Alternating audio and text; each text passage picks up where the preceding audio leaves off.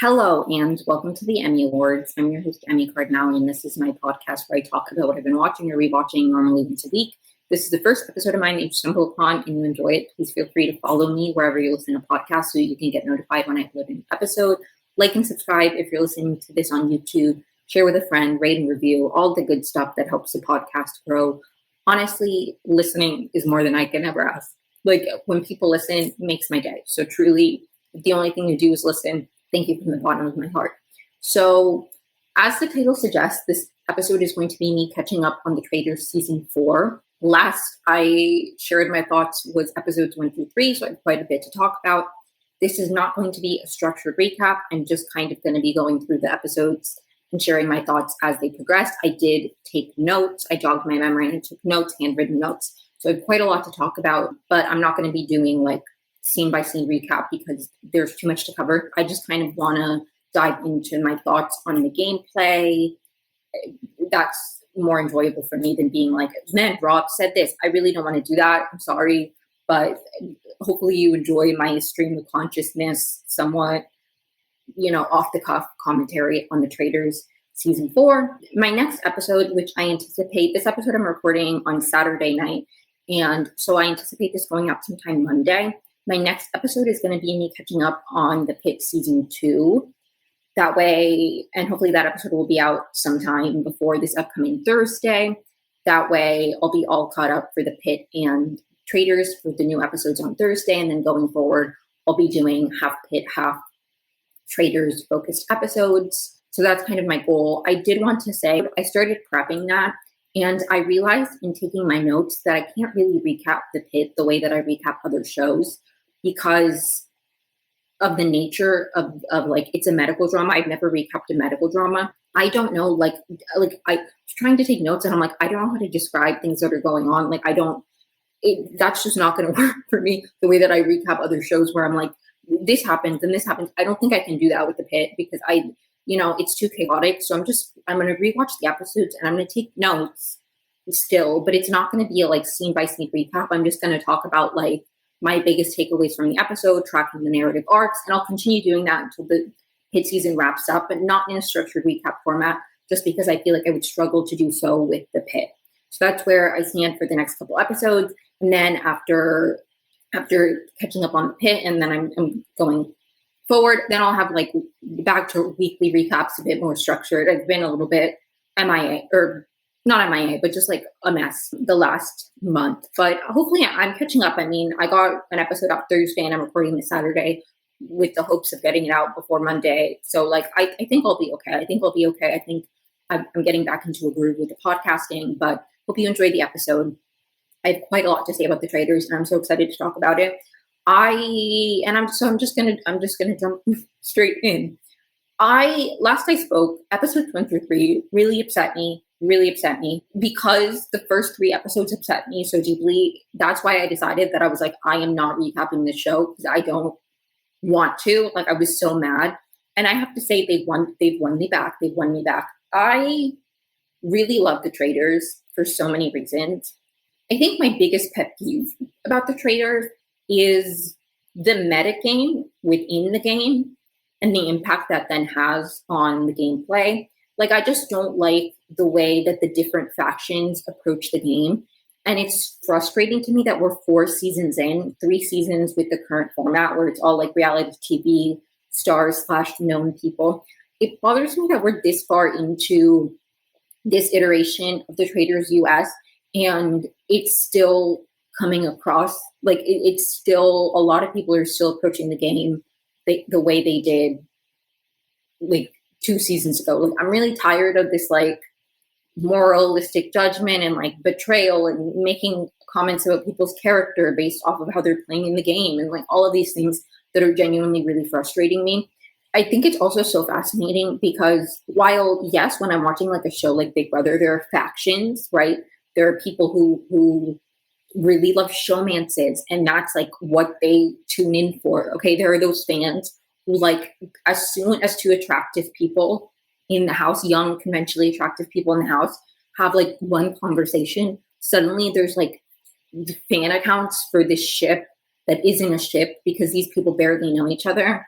a lot of the times they don't even like one person goes home pre-jury, but then people are still rooting them on and hoping that they'll get together. And it's just like there are factions and different ways people view the game of Big Brother, but overwhelmingly the people that I interact with, like the online people, while I might disagree with their thoughts on the gameplay, overwhelmingly they're looking at it as a game because the Traitors has people from different shows that have built-in audiences already. There's like a housewife genre of viewer who like their takes on the game piss me off. Anyways, I didn't mean to go on all those tangents. I will say the show's won me over.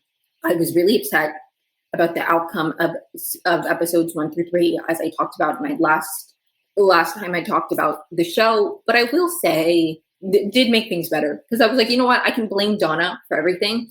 And then I was a little bit less upset. But anyways, and I was glad that the secret traitor thing was done because that really ruined the first 3 episodes for me.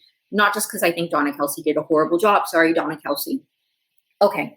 Either episode 3 ended with, or like episode 4 began with, they were doing the murder in plain sight, right? And so they did that thing that they always do to faithfuls where they try to catch somebody in a trap to see like, what happened here, to see if the stories match up. And if somebody's story doesn't match up, then maybe they're a traitor. I will say, I think this wouldn't have worked regardless because the traitors saw you, like they were there the whole time. Last season, when they did a murder face-to-face, it was like in a church and it was either like the traitors see you or Alan sees you. I don't remember if Alan was here, but if he was there like the whole time. It's like, there wasn't much, in my opinion, that they could catch them in a lie because it wasn't like the traitors weren't there the whole time, like they were. So like I don't really know. This didn't really do anything. Lisa Rinna got the description correctly. She was the only traitor who was like tied up amongst the faithful, and they murder a Real Housewife of Dubai whose name I don't remember now, but I didn't even remember she was there. So I like peace and love to her, but I don't really care. One of the funniest things to come out of this murder in like face to face that like the people tied up and blindfolded heard the traitors around, right, was like the clues people tried to piece together based off of like what they heard when they were blindfolded. Like Ron is focused on the tiniest steps, right? Like light steps. So he has lasered in on Maura because she has the lightest steps of anybody in the house. Eric, meanwhile, is certain. He's 100% certain that he heard a laugh and he knows whose laugh it is. But he's keeping it close to his chest until the round table. And this is genuinely so funny. Because at first you're like, oh my God, he heard somebody's laugh. But also like the thing is, it's like, do you have everybody's laugh memorized? Unless somebody has like a very distinct laugh, it's like, how would you know for sure? Be like, let's go in a circle, everybody laugh. Like some people have very distinct laughs. A lot of people just sound very similar when they laugh. Like it's hard to know if somebody's laugh is somebody's laugh. You know what I mean? So it's just like, to me, I don't understand this being like, I'm sure it's this person. I mean, he was wrong, spoiler, but it's just funny. And this episode 4 specifically, really irritated me because it was very much Colton going for Tiffany. And I really feared at the end of episode 3, from my recollection, it was like, I really felt like Tiffany was going next. And I was right. And I have to say, it's really, really interesting because going into the season, obviously maybe not obviously if you don't know who I am, but I was rooting for the gamers. I tend to prefer people, even when I don't know them. Like I'm not a Survivor person. I've never seen a season of Survivor. I still tend to root for like a Survivor person over a housewife just because I want to root for people who view it as a game. And so with the gamers going so early back to back, especially Rob C, that one hit like really, really hard because I was excited to see his gameplay. I was just kind of like, this sucks. Now we're going to be left with a bunch of people who aren't viewing it as a game. And I think what's kind of won me over and what's really hooked me back in is Rob Roush's approach to the game and viewing it as a game is so appealing to me. And so like, I'm so locked in on him as a traitor because of the way he views the game and the way he's approaching things like a game in a way that I really, really, really appreciate. like my sister said, it's the closest we have to a gamer in the turret. Like it's such a breath of fresh air for me personally to have somebody who's like, this is a game. I really appreciate that. So I think if Rob wasn't in the turret, the season would be significantly harder for me because I just don't resonate with the housewivian game approach. But anyways, Colton, who I hate, if you don't know me, I hate Colton. I'll never forget. Oh my God. I watched Colton's season of The Bachelor live. I really hated the whole virginity arc. I didn't care. I was there when he came out as gay. I was there, I followed the stuff, and I remember when he came out as gay, it really pissed me off. Not because I'm homophobic, but because suddenly everything's washed away because he's gay. Like he gets a TV show now. He's on a bunch of other stuff. He hosted a dating show about virgins. Like all of these things where it felt like because he was gay, suddenly that like whitewashed his image. Where if you look at the facts of the situation, like the stuff that he did to his like ex were like they were horrendous. Where it's like I don't care that you're gay.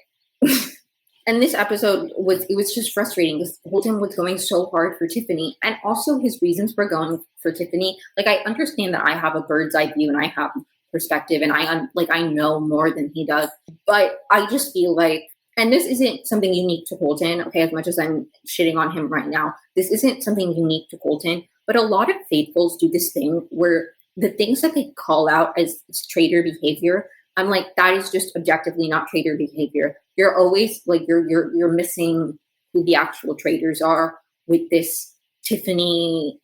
I think Tiffany is a traitor because she had a plan of like, first we're going for this person and then we're going for this person. It's like, God forbid somebody have a strategy. God forbid somebody have a plan. Suddenly that means they're a traitor. Why would a traitor be calling that much attention to themselves? Especially Tiffany, who like just lost a bunch of allies she had because the gamers were murdered back to back to back. Like, what do you mean that Tiffany now is, it made no sense. It made no sense. It also feels stupid that they would assume, like, in what world is Tiffany a traitor and the people she kills back to back are Rob C, Ian, and Ian?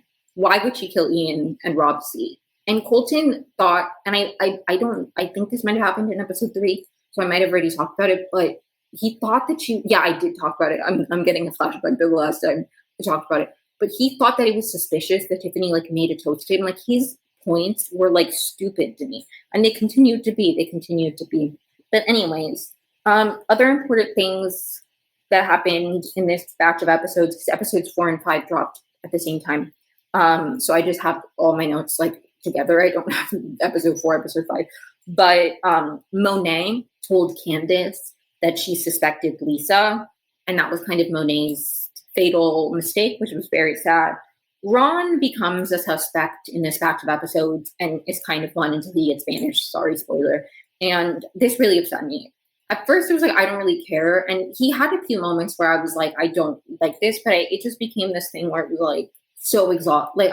Anyway. Okay, also in this batch of episodes, there was a mechanic where if somebody grabs a shield, then they can murder, but if nobody grabs the shield, then everybody's safe. And it was very much up in the air of like, will somebody grab a shield? Will somebody not? And I think this would have worked better if there had been opportunities to grab the shield like alone, like anonymously. The only times that you had the opportunity to get the shield are like you went in groups, and then either if you stay behind or you go ahead, then it looks suspicious, so you can't do that. Like there was no convenient moment to get the shield. They should make shields, in my opinion, like anonymous. Maybe not always, but in a moment like this, like it should have definitely been anonymous, because it's like nobody's going to be the person to grab a shield in that moment when everybody's like, then, because also that would give traitor behavior. It's like a traitor wants to be able to murder people. So it's like, anyways, that was up in the air. Like, did somebody grab a shield? I didn't think they did. I thought it wouldn't have made sense. Like, who would have gotten a shield when? It's not like, I believe there was only, actually there was one, there were times where it was like multiple shields. So maybe everybody in the group could have gotten one, but it was just like, I didn't think they were going to do that. So, but the biggest thing from episodes 4 through 5, at least from my recollection, was the Michael versus Colton thing. So episode 4's roundtable, Colton goes really hard for Tiffany. Tiffany is sadly banished. This was super funny. By the way they she really didn't see it coming, I don't think, so she didn't prepare a super articulate defense. She was just mad at Colton and she ate him up. She chewed him out. And you know what? I can't. Was it the best thing for her strategically? Maybe not. Maybe more calm, cool, collected.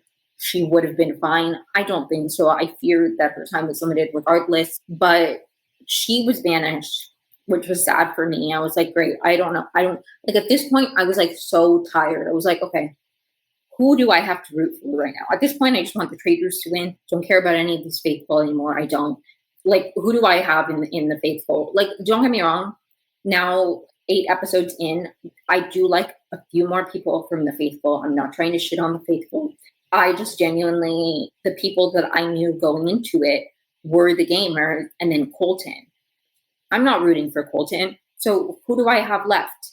Rob C, my number 1 draft pick. I didn't actually participate in the draft, but if I did, he would have been my number 1 pick because I was so excited to see him play. I think he would have made such great TV and he would have made really interesting decisions and also good gameplay. Like Rob C, I really hope they bring him back because I was just devastated when he went.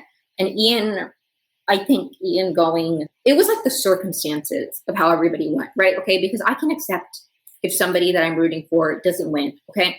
It's just the circumstances that made it frustrating. Rob C being murdered, even though he clocked that he was a murderer in plain sight, and that didn't even save him, that pissed me off so badly. Ian going and Colton being like he's cutthroat because he won Big Brother pissed me off so badly. You completely misunderstood Ian. Like, it was the circumstances around their eliminations that really irritated me. So when Tiffany went, I was like, well, fuck this. I don't care about anybody else now at this point. Hope the Traitors win. Hope the Traitors win because I'm pissed. Episode 5, I believe, is the one where the whole shield thing's happening. Sorry, I'm hopping all around here. But there's an important Michael and Colton. There's some like tension simmering. I don't like Michael Rappaport either. By the way, hate him just as much as I hate Colton. At the round table, Michael is going for Colton, and he uses a bunch of C words, not like like he's like Colton. I don't remember any of the other ones, but he keeps repeating the word commiserating, colluding. I don't know what the other ones are, but he uses the word commiserating. And Rob, this is a moment that I was like, I want him to win the whole game. I'm a simple gal. I was an English major in college. I'm a simple gal. So when Rob said commiseration means to feel sorry for somebody, that's been pissing me off. I was in love with him. No, I'm kidding. But it was hot to me. It was hot to me. I'll be honest. I did not watch the season of Love Island. He's endeared himself to me. The commiserating, that was the first thing where I was like, hey, Rob, I really like you. I really like you now. Okay, I want you to win. And I have to say, 8 episodes in now, I'm fully on the Rob train. I want him to win. I am feeling especially defensive of his gameplay. For the later episodes that I will get to, I have so much to say about episodes 6, 7, and 8. Honestly, 7 and 8 more than anything. I have so much to say in defense of Rob. But this was a moment that I was like, chef's kiss. Thank you so much for correcting Michael Rappaport. I really appreciated it. Oh, and at this, I mentioned that Ron was a target. Did I? I don't remember if I mentioned that Ron was a target, but Ron is a target. Okay. So Ron is like a name that's up in the air, right? Then Michael is going for Colton at this round table, but Ron is still up in the air. Then Michael steps in doo-doo by saying to Colton, who better to keep a secret than you? And Colton immediately is like, oh, because I was closeted. And I have to say, like, not to defend Michael Rappaport because I hate the guy, but like the thing about Michael Rappaport is he's not particularly afraid of being bigoted. So I really feel like if he meant this in a homophobic way, he would have been more bold about it. He didn't say, like, Colton read it as that. I think it's just like when you're at a round table, you say shit, and they always say things like, who better to keep a secret than you? Colton, understandably, because of his own trauma, read it as, oh, because I'm closeted. Like he viewed, I understand why he read it that way. And I think Michael's fatal flaw in this moment was not immediately being like, oh shit, I didn't mean it that way. Because if I was in this moment and I was just saying like, Colton, who better to lie than you, and I didn't mean it in a homophobic way. Honestly, even if I did mean it, no, I wouldn't mean it in a homophobic way. But like, if I said something offensive and somebody was like, oh, because I was closeted, I'd be like, oh shit, I didn't mean it that way. I think his mistake in this moment was being like, shit, sorry, I didn't mean it that way immediately, because it just made him seem like he didn't care at all. And everybody in the room was like, I don't really care. Everybody in the room was like, Michael, honestly, if you're a faithful or a traitor, I don't really care. We're getting you out of here. So this kind of saved Ron, because Ron was really like the main target. But Michael Rappaport stepping in shit like kind of saved him. And God bless, Ron lasted another round table. After the round table where they do the little, they're talking to each other before they go to sleep up in the castle. They don't sleep in the castle. If nobody knew that, they don't sleep in the castle. Anyways, Colton mentions to Rob that he's suspicious of Lisa Brenna, who is a traitor. And Rob does tell Lisa in the turret. And episode 5 ends on the cliffhanger of like, did anybody get the shield? They're in the turret, and we're waiting to see if Alan's going to come in and be like, you can't murder anybody.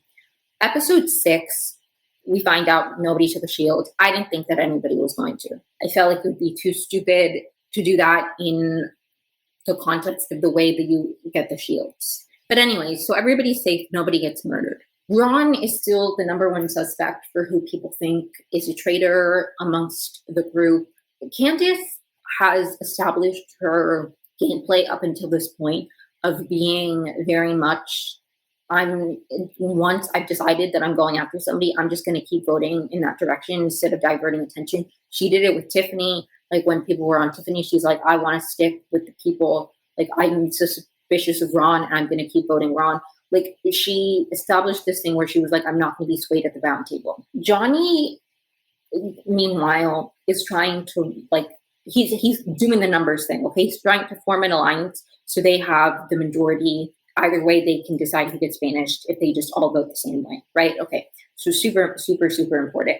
And they specifically, Johnny does, wants to get Colton out, okay? There's like 2 factions, people who think Colton's a traitor, people who think Ron's a traitor.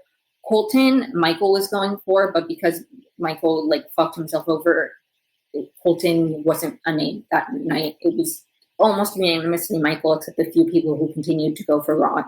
The challenge was like they were in that cabin that they often go to that looks like the Yellow Jackets cabin they'll keep. And they were like, you would go around the table and there would be clues, and then you had to go match the tombstone, and you'd go in duos to pick the tombstone, and you could pick a shield, but if you pick the shield, you didn't get the money. That was the only thing. But they made a pact that they were like, how about nobody goes for the shields? Okay, nobody goes for the shields. And Natalie said, if anybody goes for the shields, can we just agree we'll banish that person as like an incentive to not grab the shield? And this was so stupid to me, like genuinely so stupid, because last episode it made sense, because if nobody got the shield, then the traitors couldn't murder. It was like nobody gets a shield, automatically everybody basically has a shield. This was just a regular competition where it's like some people can get shields, some people can't. All you're doing by making this pact that nobody's going to get a shield is making everybody eligible for murder for the traitors. Like that is low-key traitor behavior. I mean, like a traitor didn't suggest it. It wasn't a traitor who was like super passionately defending this, but it low-key is traitor behavior to be like, nobody grab a shield. Nobody grab a shield, and if you do, we'll banish you. It made no sense. It made no sense to me, and it really irritated me. I can't lie. That's just playing into the traitor's hands. Now everybody and anybody can be murdered. Like, okay, you'd lose some money, but it's like most of you aren't getting the money, and it's split by like 5 people. Like the prize pot needs to be bigger for the traitors. If it's like, I don't know. I really think, and this is not an original thought, but I really think the challenge is they need to get rid of the like you're collecting money for the prize pot aspect. There should be a fixed prize, and the challenges should be for some kind of advantage. Okay, that's how they should do it. Okay, enough with this. Every other game show, well, maybe not every other game show. Okay, I'm not an encyclopedia. I don't know every other game show, but like Big Brother, Survivor, a lot of these shows, they have a fixed prize. Sometimes in the game you can win extra money or like special prizes. In Big Brother, they have like, you might get like a vacation. You might, like there are opportunities to get extra money. Sometimes not, but like overwhelmingly the prize pot is what it is. Okay. And the challenges, the competitions are for some kind of advantage or power. We need to do that in the traders. Enough with this. You're adding this much money to the price pot. Okay. It's not compelling, especially like I hate it. I hate it. Why are you adding money to the prize pot? Just have the prize pot be a fixed amount and then have the challenges mean something more in terms of the game. Okay, please, I'm begging you. Enough with this adding money to the prize pot business. It pisses me off. It pisses me off anyways. And this was genuinely so stupid. I'd be like, why? Why am I not going to get a shield? But anyway, okay. They go out in pairs after they get clues. And I believe it was the first one. It was like, I don't remember the first name, but it was like the last name between Black and Clark.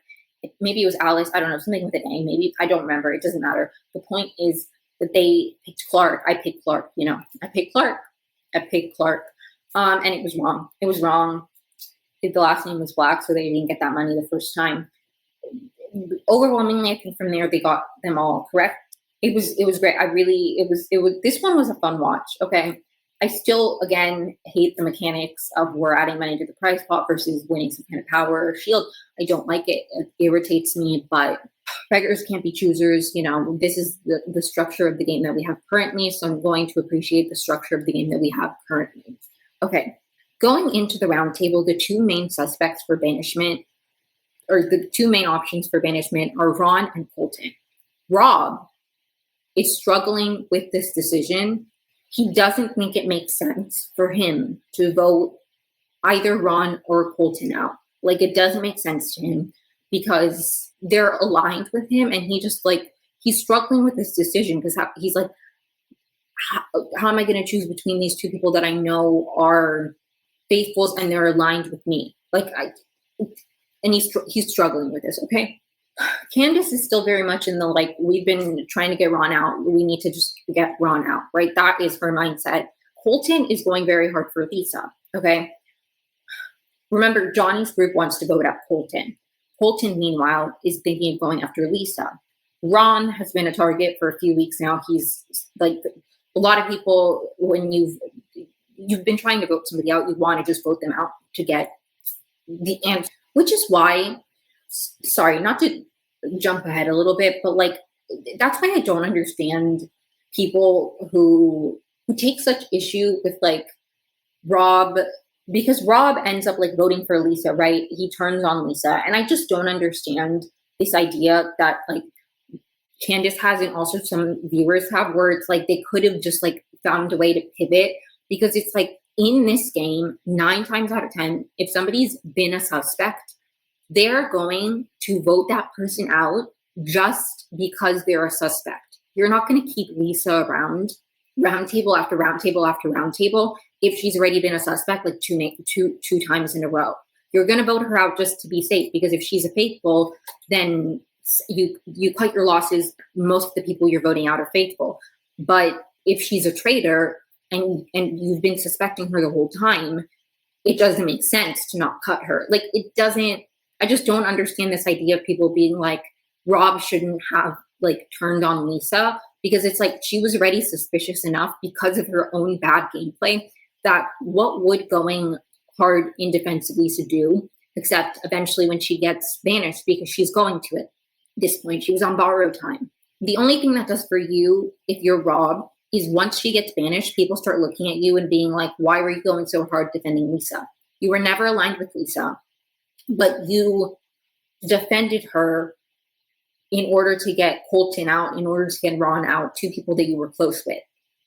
The thing that bothers me about people being Rob shouldn't have gone for Lisa, you always stay true to the traitors, is that to the faithful, if you're a traitor, you're trying to pretend you're a faithful. So you need to, unless you're aligned with a fellow traitor as in the group of the faithful, it doesn't make sense if you've never been aligned with Lisa and you're Rob to suddenly go really hard in defense of Lisa when your alliance, your core alliance, the most important alliance that you have, even if that's true, it's secret. It's secret because nobody knows you're aligned, because the only place you're aligned is in the turret. So it would be weird if in the round table suddenly you are going hard against people that you've been aligned with in the game. It wouldn't make sense. I'm sorry, it wouldn't make sense. And I also just think like a traitor is gonna be banished eventually. Okay, I don't think that there's ever been a single season of the Traitors, and I don't know because I haven't seen all of them. Okay, but I would feel very confident saying this. I do not think there's a single season of the Traitors where a traitor hasn't been banished. A traitor's got to be banished. So a traitor's going to go eventually. A traitor's going to go eventually. And if a traitor is becoming a liability, you as a traitor need to cut your losses and be like, they're going to go. I'm just going to do my best to stay in the game. Because at the end of the day, the traitors, while yes, you are aligned, you're either like in the group with the faithful or you're in the group with the traitor, which is more explicit and concrete because you know who your fellow traitors are. Whereas the faithful, you think you're aligned with people, but they may not be part of your group. Like you don't know exactly who's in your group. The traitors, you know who's in your group. While yes, there are these two groups, it's still an individual game. And at the end of the day, one traitor being banished doesn't mean that you're automatically banished or that you're automatically exposed. So you need to learn to, even if they were the traitor you were most aligned with, even if it screws up your game in some capacity, you can't give up and be like, this traitor going means that the traitors that like were screwed, or like, you know what I mean? Like it doesn't make sense. So I understand why if Lisa's a suspect, Rob is still somewhat thinking about his game. It's like what you want him to fall on his sword and go really hard defending Lisa. Lisa was going to get banished one way or the other. Like she was going to get banished. Once you're a suspect that much, they're going to banish you eventually because it doesn't make sense to keep you around. Because worst case scenario, they got rid of another faithful. Okay, faithful have to go in the game. But like if they keep you around, worst case scenario is you take all the money. So if you're a suspect, they're going to banish you. Lisa was going to get banished one way or the other. What would it have done for Rob to defend Lisa, except implicate himself and be completely opposite to what his gameplay had been up to that point? Anyway, sorry. So at first, Colton and Ron, right, going into the roundtable were the two main targets, but Colton goes really hard for Lisa, and the targets then shift to Colton. Kind of just doesn't become a name anymore. It's really between Lisa and Ron. And Rob, again, he's been struggling. He doesn't really want to go after Ron. It wouldn't make sense for him to go after Colton. Colton's not really an option, but he's really struggling with what to do because, again, the alliance he has with Lisa is secret. Why would he expose it? It makes no sense. I'm sorry. I'm on his side. A lot of people hated Rob for this vote. I was on his side. I thought it was the smartest decision he could have made. So the votes are really Lisa and Ron, and it's split pretty evenly. And Ron goes with it was close. And I have to say, Ron's performance in this last round table made him going even more sad for me because he kind of went around and he said his goodbyes, and it was so beautiful and so heartfelt. And you know what's so funny is I watched a clip of him. I didn't watch the whole interview. I don't want to say I watched the interview, but I watched a clip. I think it was for the official Traitors podcast, but regardless, it was some interview that he did. And the person interviewing him was like, you kind of moved people. Like, it seemed like you really convinced people. And he's like, honestly, that wasn't what I was trying to do. I was ready to go home. I was genuinely saying my goodbyes. I really like Ron. Okay, I've grown quite fond of Ron. I'm sorry. Rob's vote makes sense here. I was really sad to see Ron go, but it's like Lisa's become a liability at this point. She's going to go sooner or later. It wouldn't make sense to vote for Ron when you're aligned with Ron publicly in defense of Lisa, who you're only aligned with privately.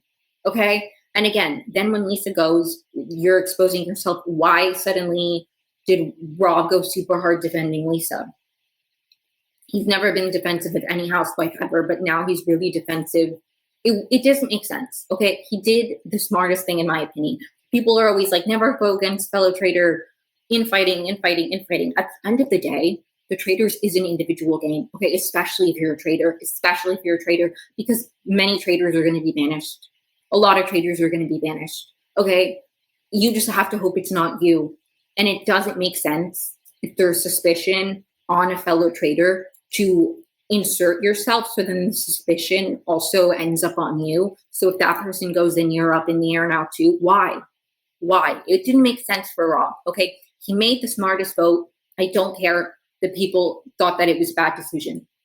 I will say his only mistake, in my opinion, was voting for Lisa when he wasn't sure she was going to go home, because that did cause some tension in the turret going into the next few. Like, I understand that. I do think maybe perhaps he should have given it a moment. He should have made sure that it was, but it was close. It was close. But I do think maybe the next round table, not when Ron's an option, because at the end of the day, the people, again, if somebody's a suspect for more than a couple round tables, at some point they're going. Like, at some point, they, unless they get murdered, they are being banished, because it doesn't make sense to keep somebody suspicious around. It doesn't. The banishments are the only time you get information on if people are traitors or faithfuls. Like, there's no other like reveal. I believe maybe last season they did some kind of seer power, but like overwhelmingly, the only time that you get information on if somebody is a faithful or a traitor are the banishments. So if somebody's suspicious, for multiple roundtables, like, their time is coming. Okay.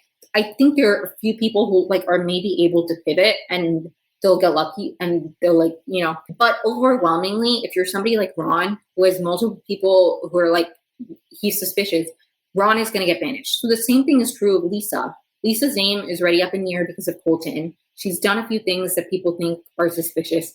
She's going. Like, she's on borrowed time. So why would Rob implode his game to save her? Oh, I forgot to mention, this was in episode 6 as well. There is a moment where Colton thinks he's really doing something. Okay, he thinks he's really doing something. He's like, I know Lisa's a traitor. This is before the round table. He's like, I know Lisa's a traitor, so I'm just going to level with her. And he goes up to Lisa and he's like, look, I know you're a traitor, so how about you protect me in the turret and I protect you at the round table? What? Like, that really pissed me off. He thought he was doing something like so clever. It's like, first of all, in the contract, if you're a traitor, you're not allowed to be like, I am a traitor, except at the banishment. Like, you can't tell somebody that you're a traitor. So she couldn't, like, there was nothing she could say in response to that, because you're not allowed to tell people if you're a traitor. So that was just stupid. And also, like, he thought he was doing something, but it's like, I'll protect you at the round table. You do not have veto power that you can save. Like, sure, you think that you can sway votes, and you can to some extent, but at the end of the day, people are suspicious of Lisa. That will eventually catch on. It's not like you single-handedly can protect her at the round table. Okay, he was trying to catch her in a lie, but it's like, what was she going to say in that moment except, I'm not a traitor? I will say, and this isn't an original thought, I saw somebody on TikTok say this, that Lisa should have brought up this conversation back at him at the round table and be like, okay, well then why did you want to work together? You think I'm a traitor, but you're willing to work with me, that you would protect me at the round table. That's weird. And like, then that would have been a good deflection. Again, not my original thought. I'm not trying to plagiarize. But anyways, Colton is kind of brought up briefly at the round table as an option, but he's really not a main one. It's really between Lisa and Ron. And again, it's close, but Ron does go. And I was sad. I was sad to see him go, but he wanted to go apparently. So I'm glad that he left when he could. After the round table, again, when they do that thing where they're like, conversing after the round table before they like go to bed, Lisa, Rob, and Candace are like in a little room and they're mad at Rob. Okay, they're mad at Rob. Candace even throws something at him. And tensions are especially high considering the fact that they have to do a murder in plain sight at the banquet. We found out that that there was a banquet coming. Alan announced that at the end of the roundtable, but then we get a flashback to the turret the night before, and they have to decide who's going to do the murder in plain sight. And it's like with the brooch, they decide Lisa will wear it because it makes more sense with her outfit.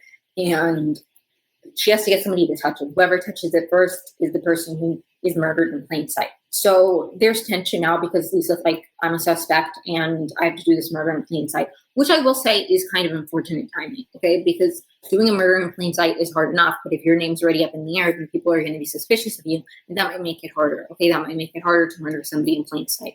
So in that regard, I understand why Lisa was frustrated with Rob. At the end of the day, it is still a game, and I don't know. I understand that I have distance, and I'm not saying if I was Lisa, I wouldn't be hurt, but I just feel like, and not that I'm ever going to, but if I was playing these games, I would try to be like, it's a game. Like, I'm not going to take it personally. Okay, I am extremely sensitive. I take a lot of things personally. I simply do not think that I would take somebody voting for me in the Traitors seriously.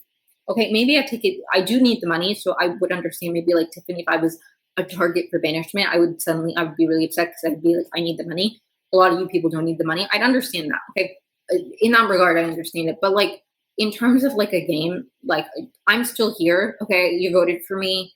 You thought it was best for your game, but I'm still here. So let me figure out how I can keep myself around instead of being mad at you for going against me when a large group was going against me. Like the thing that gets me about people being really mad at Rob is that he didn't float Lisa's name.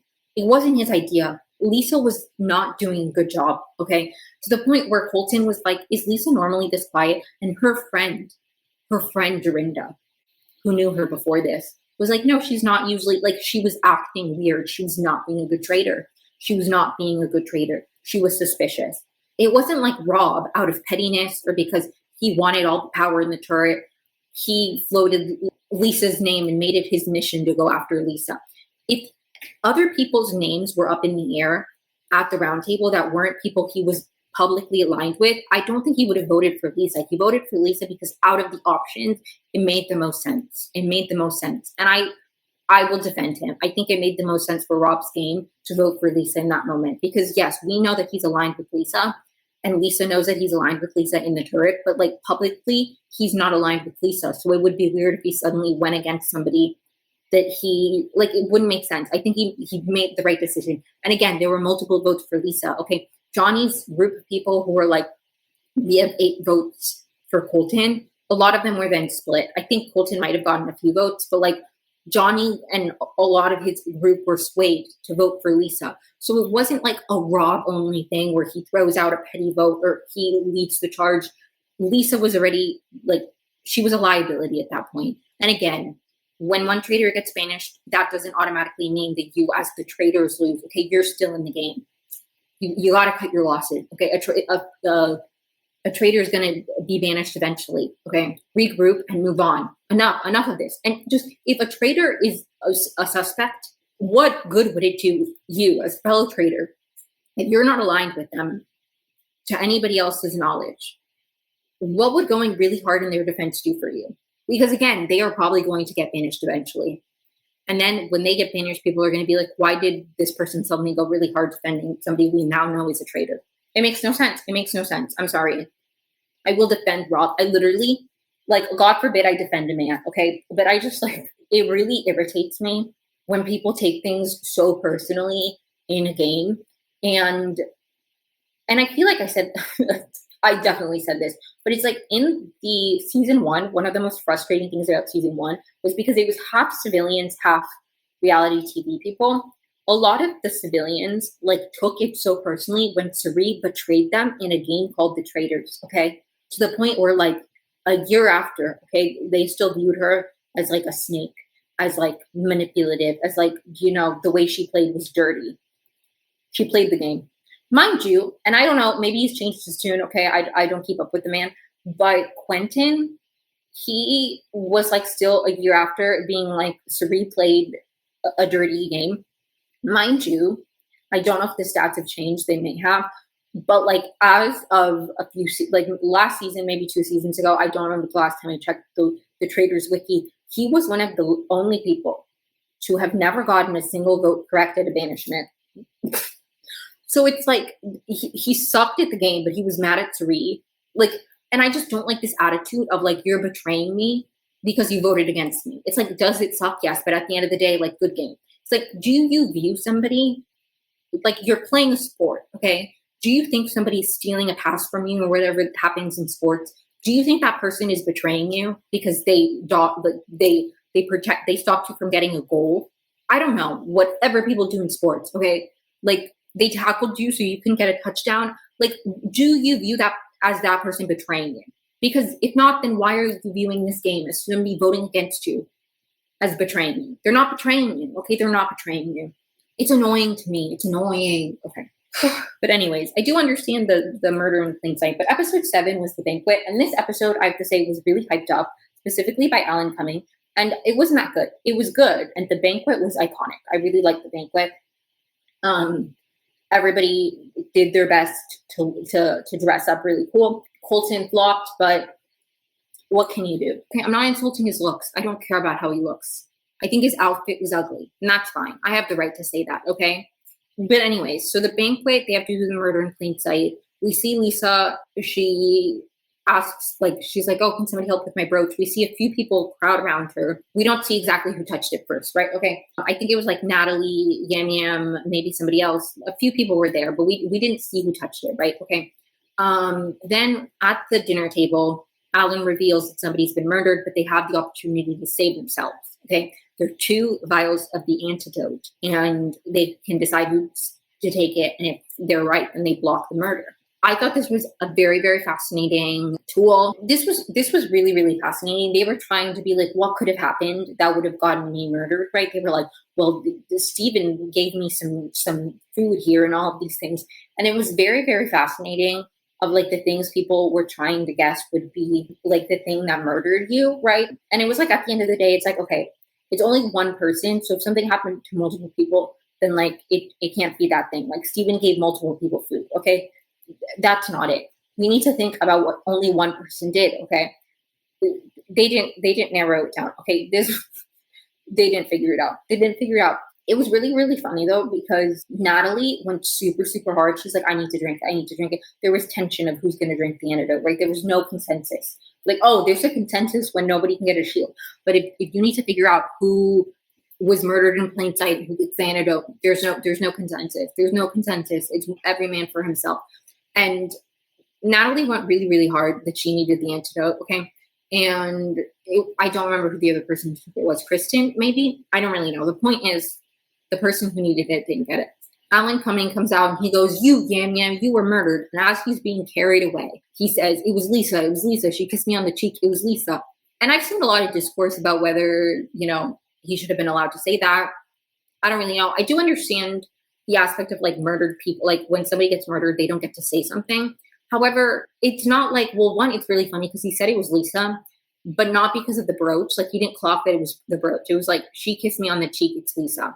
Right. And I imagine he was already suspicious of Lisa because Lisa's name was up in the air. So confirmation bias, he's like, the only like person I'm suspicious of was Lisa. Like the only person I'm suspicious of who did something abnormal to me or made contact with me was Lisa, and she kissed me. So he yells at Lisa. I do understand that like when somebody's murdered, they don't come into breakfast, they don't get to say something. I think it was really funny. It was really interesting. And at the end of the day, it's still like an allegation. It's not like he knows for sure. It's just him guessing whether, and I get it. And it was really entertaining, but I understand, like, I don't know how you feel about it, but I don't care really either way. And I also just don't think, like, did it screw Lisa over? I guess. But again, she was already a suspect. Like, I feel like people don't realize that if somebody's a suspect for more than one round table, eventually you're coming back around to that person. Okay. Eventually you are coming back around to that person. Unless they do a phenomenal job deflecting and convincing you there's absolutely no way somebody else can be a traitor. If you are a suspect that often and you do as poor of a job as Lisa Rinna did in arguing why you're not a traitor, you are going eventually. So like, did Yam Yam seal her fate? I guess. But she was on borrowed time regardless. At the round table, the main names are Lisa and I don't remember who else. To be honest, I don't remember who else was in the air. Lisa's name was up in the air. Okay. Oh, Natalie. Natalie's name was up in the air because at some point Natalie says, after the banquet, Natalie says, when we murdered, like she slips up. Okay. And Natalie was also somebody who people were suspicious of. The really passionate to drink the antidote didn't help her case. And then also the whole slip of the tongue messing up. She was also somebody who people had been previously suspicious of. Oh my God, I forgot to mention this. I think this happened in episode 6, 7. Let me sing 6, 7. That's so embarrassing. I don't remember what episode this happened in. I believe it was 7. I'm so sorry that I forgot this. They do a challenge. I think it was 7. They do a challenge where they have to bring up, after the banquet, they do a challenge where they have to bring up a bunch of gold. And then the people with the most gold, the top 6, get to compete for the dagger. I don't remember who's in the top 6 except Natalie, Rob. They're the only people I remember because Rob, he came in first place. So because he came in first place, he got to like, everybody else had to tell them if they had the dagger or not. And then he could guess who had it. And if he guessed correctly, then he had it. he did such a good job in this. He like did literally what lie detectors do, where they ask you like a baseline question to establish your baseline, and then he asked if they had the dagger or not, and he figured out Natalie had it, so he took it from Natalie, and now he has the dagger, and the dagger gives you 2 votes at a round table. Super important, forgot to mention that. And he tells the group, this was episode 7, I'm so sorry that I forgot this. He tells the group, guys, I trust everybody here. I have it. How about we don't tell people, right? Okay. Stephen tells people they have a pact that they're not going to tell people, which was funny. But yeah, so at the round table, they ask if Rob's going to use the dagger. He doesn't. He doesn't use the dagger. Then, so it was between Natalie and Lisa. Lisa really does not do a good job defending herself, because they're like, Yam Yam got murdered, okay, and he said your name. And Lisa just genuinely, nothing but love, okay, from my heart. I don't think she was a good traitor. I don't think she was a good traitor. And I think specifically she really fell flat in terms of like defending herself and having arguments and deflecting. And like a very important skill for a traitor is at a round table, if you're accused, maneuvering your way out of that. And she just couldn't do that. Like if she was accused of something, she'd be like, no, I'm not. That's not true. Like instead of, like there were better arguments. Like, okay, maybe I did kiss Yam Yam. Why would a kiss be, like when has a kiss ever been what kills somebody in plain sight, okay? That's not how people get murdered in plain sight on this show. That wouldn't make sense. That it was like, I have to kiss somebody, okay? That wouldn't make sense. Like she could have like defended herself better. Like I kissed multiple other people. Guys, we need to be like, we need to think more critically. It's normally like you drink out of a specific cup, you touch something. Like she should have deflected and been like, guys, you're not being logical, instead of being like, I didn't kiss Yam Yam. I didn't kiss Yam Yam. Like she just did a bad job defending herself.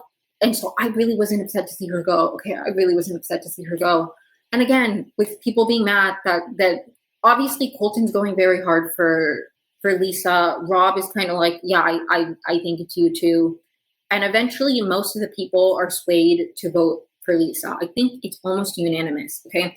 There are 2 votes that I know are like throwaway votes. Candace votes for Rob. Put a pin in that. I'll come back to that later. And then Dorinda votes for Maura because she was like, I'm torn. I don't think it's Natalie, but I really don't want to vote for Lisa. So I'm just doing a throwaway vote because nobody's going to vote for Maura. So that was kind of stupid. I mean, like, if you don't want to vote for Lisa, like, at least Natalie had a few more votes. But I think most people voted Lisa. Most people voted Lisa. And then, again, Candace, if you really don't want Lisa to go, do not vote for somebody who's getting absolutely no votes like Rob. Like, why are you doing a throwaway vote? The whole reason you're mad at Rob is because you don't want Lisa to go. Give Lisa some votes, okay, in terms of, like, vote for other people so she stays. That was stupid for many, many reasons. But Lisa is banished and she is a traitor. And I was not upset about this. I was not upset about this. She was a liability. She's on borrowed time. And it made sense. It made sense. I'm sorry. Okay. I just think, yes, there's an alliance you have to your fellow traitors. And I think Rob overwhelmingly was true to that. Okay. Last season, there was tension in the turret from the beginning because they had different ideas of how they wanted to play the game. And because of their different ideas of how they wanted to play the game, they kind of began to target each other and it imploded inside because of that. That is not what happened this season, okay? That's not what happened this season. Multiple times, Lisa was a name. What did Rob do? He told Lisa. Lisa was a name on that Candace heard. Candace told Lisa. Lisa got many opportunities to change the way she was playing, to adjust, to deflect the attention from her, and she didn't. She kept fucking up and messing up her game, and she was a liability at that point. It wasn't like Rob didn't want to work with them, so he imploded the traitors. Okay, as much as I last season I enjoyed, it's just true that the traitors didn't want to align with each other. They had different ideas of what they wanted to do in the game, so they kind of infighting began not because one person was already a suspect, but because they didn't want to work together. So because they didn't want to work together, they were fine going after each other. That's not what happened this time. Lisa was a name, And Rob didn't want to sacrifice his game to defend her. And that's just smart. Okay. Rob was fine going with the group. He was good going with the alliance until it didn't make sense and it would impede him. And that is good gameplay. That's good gameplay. Okay. And Candace taking it so personally that Rob did the smart move of voting with the group instead of defending somebody who is like has a nail in their coffin at this point, Yam Yam, who's just murdered, accused her. Even if it wasn't Lisa, like even if Lisa was a faithful and Yam Yam was completely wrong and somebody else murdered him, they're not going to not banish Lisa. Okay. Like she's 100% being banished at this point because somebody who just got murdered yelled her name on the way out. It would be stupid for them not to banish her. They're going to banish her eventually. If it's not this round table, it's the next. Lisa's going. So it doesn't make sense. It doesn't make sense to, and I think the thing that really irritated me about this throwaway vote on Candace's part is that something, and I think I might have praised this before. Maybe I didn't. It's been so long since I talked about this. So I probably haven't. I maybe just talked about this in my, like to people I talk about the show with. But something she did really well was having a strategy of like, I'm going to go for the same people and like being consistent. She was really consistent where she was like, I'm not going to be swayed at a round table. It was good with the Tiffany vote. She's like, guys, we pivoted last time and we voted out somebody who was wrong. I don't want to do that again. I'm voting wrong. Like she stayed consistent, right? Suddenly she swayed enough at a round table to vote for Rob of all people. That's weird. It's suspicious. And the only reason she did that was to be petty.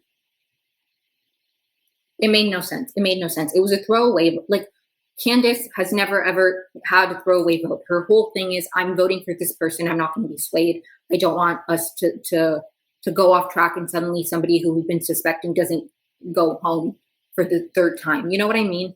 So it didn't make sense. It made absolutely no sense to do that because she didn't want to vote for Lisa. Just vote for Lisa. Lisa's going. It's okay to vote against a traitor. Okay, I think it's bad sportsmanship to, as much as I really liked the Traitors last season, I do think on some level it's bad sportsmanship if you're just not aligned gameplay wise, like you have different game strategies.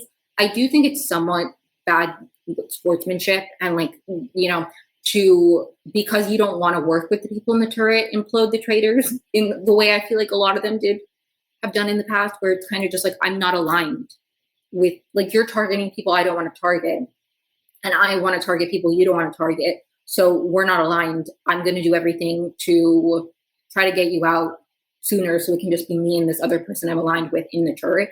That's not what happened this season, okay? He was willing to work with her until she became a liability, and then it made no sense to keep her around. And Candace not being able to see the forest for the trees and not realizing that a traitor has to go eventually, and Lisa going now doesn't mean that the traitors are disbanded, because as soon as Lisa, she was like, the traitors are disbanded. Rob did this, the traitors are disbanded. And it was stupid. It was stupid. And it was especially stupid when her entire baseline, if this was a lie detector, her baseline was, I'm consistent in my vote. I'm consistent in my vote. Something spiked in the lie detector that indicated that she was deceiving me. And that was suddenly doing a throwaway vote for Rob because you didn't want to vote for Lisa. Because you were finally swayed at a round table, and the round table you were swayed at was when it was a fellow traitor. That's suspicious. Anyways, episode 8, there's tension between, episode 8, again, one of my favorite episodes ever. There's tension in the turret about, Candace was really mad at Rob. She's like, you disbanded the traitors, blah, blah, blah, blah, blah, blah, okay? After the round table, Colton tells Rob, I think this was in episode 7, Colton tells Rob after the round table that he's suspecting Candace now, okay? And I believe he tells other people as well. He's also suspecting Steven, which is so unserious. Poor Steven. But anyways, at the turret, they have the option to recruit. They decide not to recruit. Rob thinks it's not a good idea because of the dynamic. And so they decide not to recruit. So then they get to murder somebody. And Candace wants to murder Colton. Rob at first is really not into the idea of killing Colton. But eventually he's like, okay, I'll let you kill Colton. And he doesn't tell her that Colton floated her name because she's like clearly mad at him. And like, I don't know, he sussed this out really well, where he was like, she's not telling me the full truth, so I'm not going to tell her the full truth in a very smart way. In a very smart way. Again, I really feel like Candace was her own demise, okay? The vote for Rob, stupid when your baseline is one thing, now you're going in a different direction. Not being able to cut your losses and accept Elisa's gone and pivot and then still want to work with Rob, stupid. Very stupid. Why are you making an enemy out of Rob? Because he wouldn't have gone for Candace. But Candace took him going for Lisa as an excuse to disband the Traitors, which makes no sense. Anyways. But anyways, they do end up killing Colton, and this just was genuinely very smart on Rob's part because it did kind of implicate Candace along with the vote for Rob. Again, she did this to herself. Okay, she did this to herself. They have a conversation at some point, Candace does with Rob. And again, she's very mad at him. She's very like outwardly mad at him. And he's like, this is just a game. I think you're taking this very personally. At this point, I was like in love with Rob. I'm like, I love Rob. Like, I believe I've said this before on this podcast, maybe not. But I genuinely, there is nothing more attractive to me than somebody who's good at like a strategic game. Okay, I will literally find people who I do not find attractive in my like if they were just walking down the street, I would have no feelings towards them. If they're like a mastermind on Big Brother, suddenly I'm in love with them. Okay. And it's not like a real love. Obviously, I don't know Rob. Okay. But like, this is attractive to me. This is attractive to me. Okay. When somebody's good at a game, so attractive. Dan Giesling, so attractive.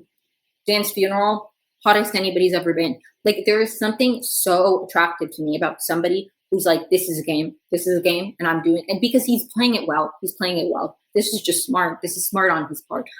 And Candace didn't need to do this to herself, okay? She should have voted for Lisa at the round table before, cut her losses, been like, it's a game, whatever. We're not all three going to make it to the end, okay? It's very unlikely that all three of you would make it to the end. It doesn't make any sense. So what you should do is be glad the faithfuls got blood. Be glad it wasn't you. Cut your losses and pivot. That's what you should have done. That's what you should have done, okay? It's completely reasonable to go with the group and vote for Lisa in that instance. It made no sense. It made no sense. And of all the people, like, again, your baseline was, I'm going for the people that I've been going for, then vote Natalie. Vote Natalie. Why Rob? You did it to be petty. It was an emotional decision, and it bit you in the ass. Anyways, I really love that this is just a game conversation. Also, it's so funny. She keeps calling him a snake. I'm like, he loves snakes. I don't think that's an insult to him. I don't think that's an insult. Like, he's a snake. He loves those. Rob understands that snakes are like that snakes are misunderstood. I went through a phase when the whole when the Reputation era was going on, snake imagery was super big in the Swiftie fandom. So I went through a phase where I really liked snakes. Okay, I still have snake powder and Doc Martens that I never wear anymore, but I wore them to the Reputation tour, and I don't want to give them away. I love them, but they don't match anything that I own because I really. But anyways, sorry. Like, snakes are lovely. Okay, they're misunderstood, just like Rob is. Just like Rob is. I was so glad that Colton got murdered, though. And the fact that Colton got murdered in a very like 3D chess way that then ended up biting Candace in the butt. It was such a good episode. Like, we open with Colton getting murdered. Colton gets murdered in a way that implicates Candace in a very, very, like, this was so good. Rob has this conversation where he's like, this is just a game. I was eating so well this episode. I was eating so well. Rob's gameplay is so good. It's so good, and I'm so endeared to him. I'm sorry. I love him. She really just screwed herself over with the vote. I don't know. And I think the thing that bothers me about the Housewives is that not only do they make bad game decisions, but they continue to double down months after the show's ended, okay? Like, Candace literally on the official podcast, I believe it was Boston Rob, said that was an emotional decision, the voting for Rob. And she was like, no, it wasn't emotional. It was. Just admit the fact that it was emotional. But no, they have to act like it's like some kind of, that it didn't make sense. Okay, hindsight is 2020. But even with hindsight, you're not admitting that it was bad. But it was bad. I'm sorry, it was bad. It was bad. It was a stupid decision. Again, it wouldn't have been that bad of a decision if you hadn't previously established that your baseline was, I'm voting the same people that I'm suspecting until they get eliminated because it doesn't make sense to pivot. You pivoted to vote for Rob, who was throwaway vote. When have you ever done a throwaway vote? And to Rob, of all people. Anyways, the challenge mission, I think is what they're called, in this one was fun. It was like you have to recreate, like they describe the portraits and then you have to recreate it and they have to match it to the ones in the gallery. And it was like one of those typical things where like the team not in the you know, when they split up and half the people are able to get the shields and half the people aren't. Another moment where Candace really irritated me. Sorry, I'm really not trying to hit on Candace. Okay, still love you, Queen for Potomac. Okay, I'm from Potomac as well. Well, I don't know if you're from Potomac, but you're from the Real Housewives of Potomac. I grew up in Potomac. Okay, there's a moment where they're just deciding who's going to be eligible for the shield, and somebody mentions Rob, and Candace in her confessionals is like, "Why? I don't want Rob to get a shield. Why not? If Rob gets a shield, that means you can murder anybody. That's one less faithful that is safe if Rob gets a shield. You just don't want Rob to get a shield for what? He doesn't need the shield. All that does is take away a shield from a faithful. You should want Rob to get a shield. It's just this thing where it's like she's decided Rob is her enemy, and it's stupid. It's stupid. Going after Rob does nothing for you, especially because Rob is not suspicious to anybody. So you suddenly going very hard for Rob when the night before you voted against somebody they knew confirmed as a traitor just looks weird. It just looks weird. And I need to calm down. But anyways, Candace goes, again, she did this to herself. I'm so sorry she did this to herself. I was happy. I was happy when Candace went, and I was like, I'm sorry.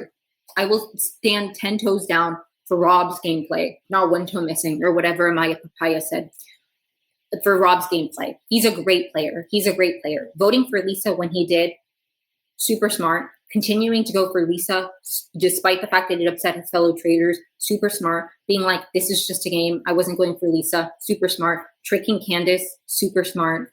And again, Candace really bit herself in the ass, because not only she was like, it was a throwaway vote for Rob, but then at the following roundtable, she's like going very hard for Rob. So they're like, so is it a throwaway vote, or are you going after Rob now?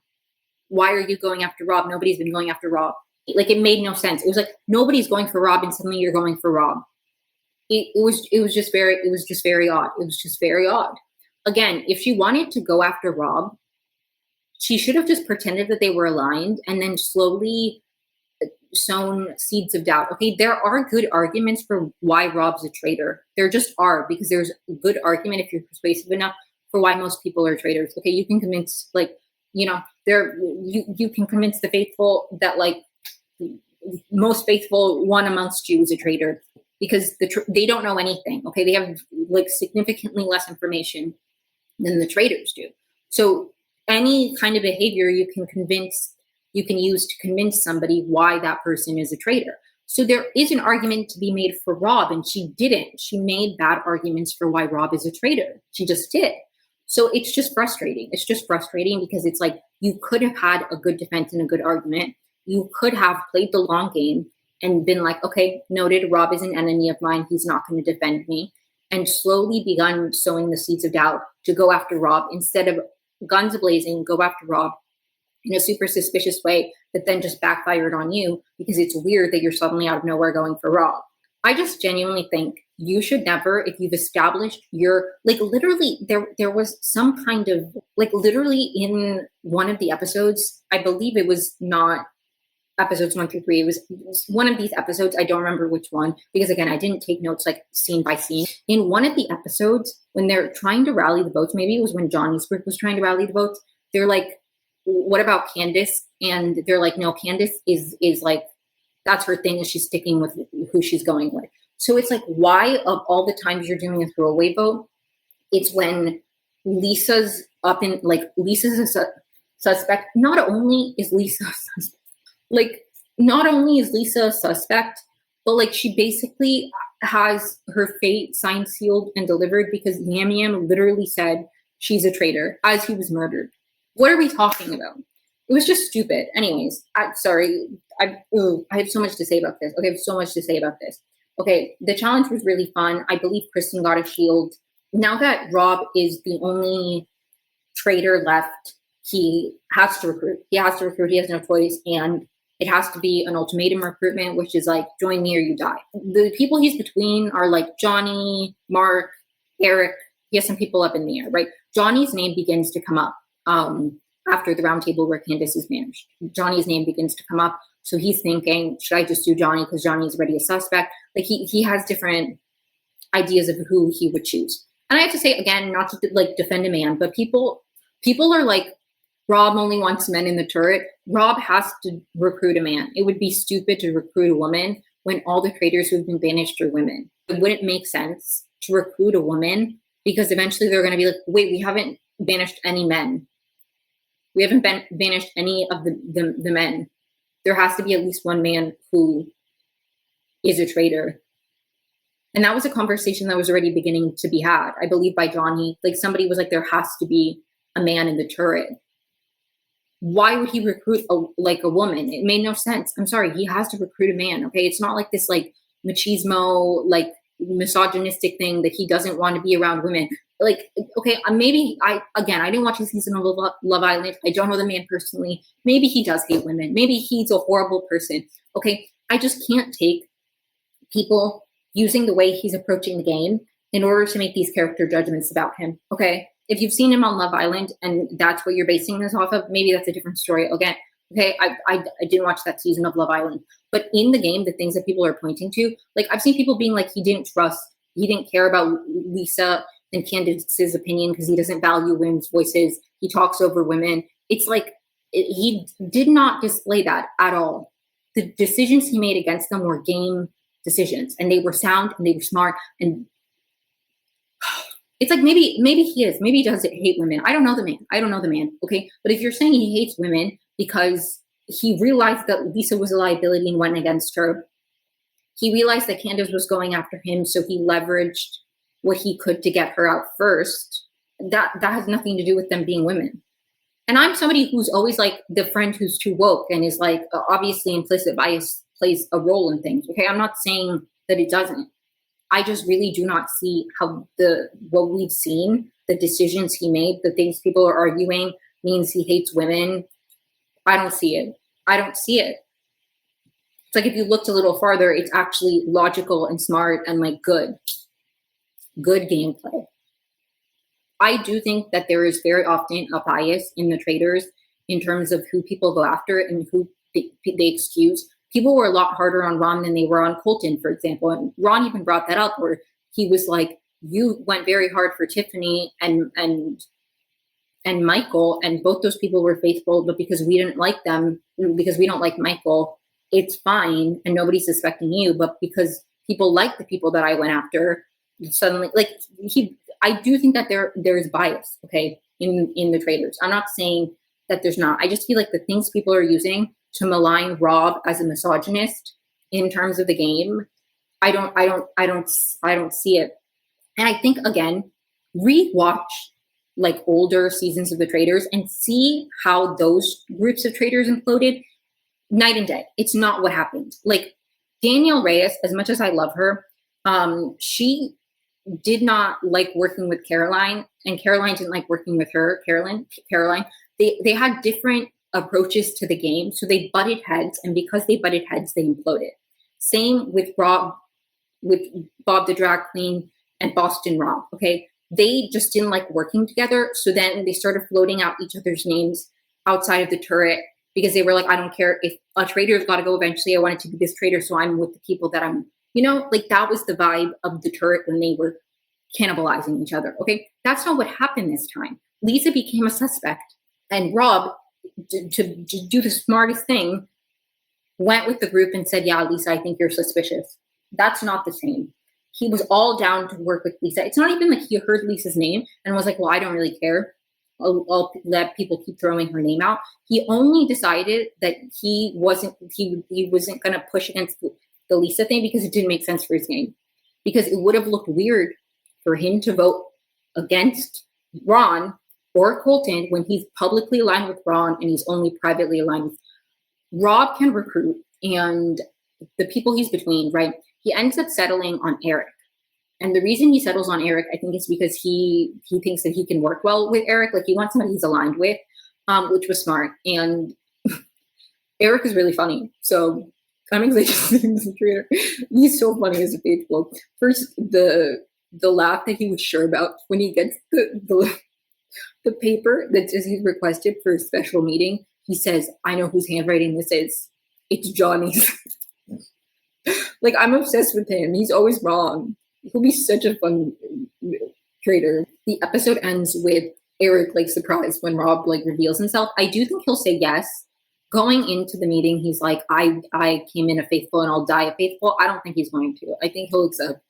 I think he'll accept because he's like, he likes Rob, right? Like he was working with Rob, so I think they'll be traitors together. Will Eric last to the end? I don't know. I do think Rob will last to the end, and I hope he wins. I really, really genuinely hope he wins. He's playing one of the better traitor games that I've seen. Obviously, Cerie's game is unmatched. In the US version, I've not seen the UK seasons, and I don't want to malign the great traitors of other seasons, because I know the UK has a lot of good game players from what my sister has told me. I haven't seen any. I haven't seen the UK, but there's good gameplay in the UK versions from what I've heard. But in terms of the US versions, the ones I've seen, he's one of the best traitors. He's doing such a good job. I'm rooting for him. I really hope he wins. Okay, that's all I wanted to say about the traitors. Thank you so much for tuning in. I hope you enjoyed the episode. Like and subscribe if you're listening to this on YouTube. Follow me wherever you listen to podcasts, yada, yada, yada. Next episode, I will be sharing my thoughts on the first 5 episodes of The Pitt Season 2. Not in a structured recap, but I'll have notes and I'll go episode by episode and track like the narrative arc and the interpersonal stuff more than the medical stuff. But like the patients that we see multiple of, like baby Jane Doe. Obviously, I'll be talking about baby Jane Doe through like they're repeat, because it's like if you've seen The Pit, you know there are patients that are there for multiple episodes until they're discharged. Obviously, the important characters I'll be talking about throughout, but it's not going to be scene by scene recap.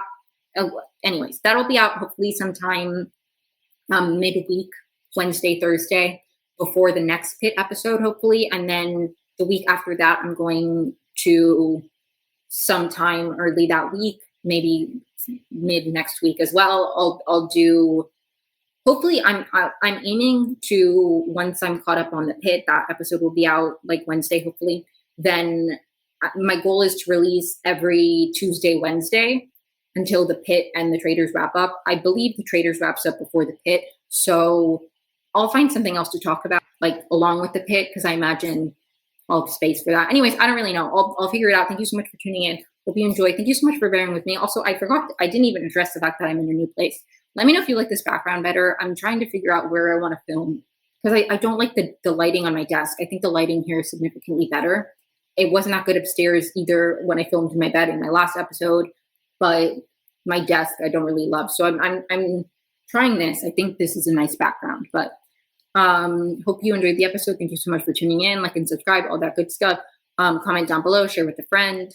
Tell me if you think Rob is a good traitor. Tell me you think he sucks. I don't know. Tell me what you think. Thank you so much. Hope you have a great week.